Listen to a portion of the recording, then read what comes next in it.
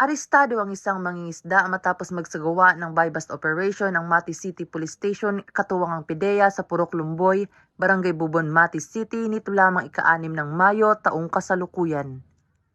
Kinilala ni Police Major Al Anthony Gumban, Acting Chief of Police ng Mati City Police Station ng suspect na si alias Tata, 39 anyos, at residente ng Purok Sentro, Taganilaw, Barangay Tamisan, Mati City, Davao Oriental.